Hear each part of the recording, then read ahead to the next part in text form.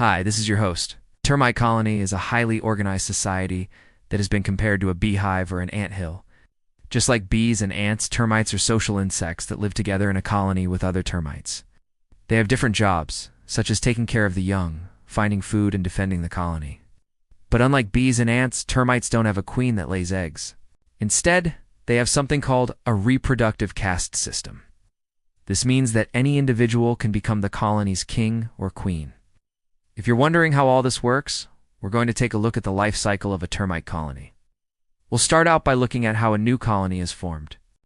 A new colony is started when a group of termites, called a swarm, leaves their current colony and goes off to find a new one. The termites in the swarm are usually the king and queen, as well as some of the workers and soldiers from the original colony. Once they find a suitable spot for their new colony, the termites will start to excavate the soil and create their new nest. As the colony grows, more and more termites will be born, and they'll take on different jobs. Some termites will continue to excavate the soil and expand the nest, while others will start to search for food. The young termites that are born in the colony will typically take on the same job as the termite that was there before them. For example, if a worker termite dies, another worker termite will take its place. This ensures that the colony always has enough workers to keep it running smoothly. In some species, certain worker termites can create chambers within the nest for raising the colony's young. Other termites may guard the entrances to the nest, protecting the colony from predators. As the colony continues to grow, it will eventually reach a point where it can no longer support itself. At this point, the colony will need to find a new source of food, or it will die off.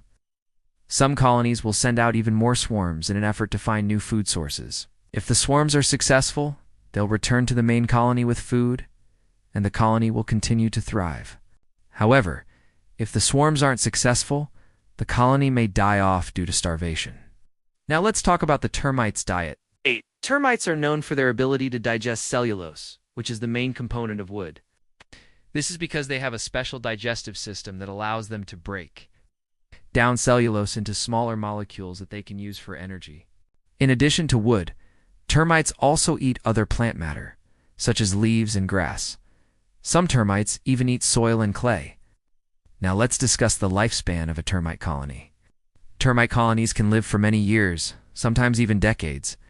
However, the lifespan of a particular termite within the colony varies depending on its role. For example, the workers typically live for 1 to 2 years, while the soldiers live for 2 to 3 years. The king and queen can live the longest, with some species living for 50 years or more. Finally, let's talk about how to get rid of termites. If you suspect you have termites, it's important to act quickly. Termites can cause extensive damage to your home or business, so it's important to get rid of them as soon as possible. There are a number of ways to get rid of termites, including liquid termiticides, baiting systems, and heat treatments. Termites are fascinating creatures that play an important role in our ecosystem. They're also a common household pest that can cause a lot of damage. By understanding their life cycle, you can help to prevent a termite infestation and protect your home. Thanks for watching. If you enjoyed this video, be sure to subscribe so you never miss an episode.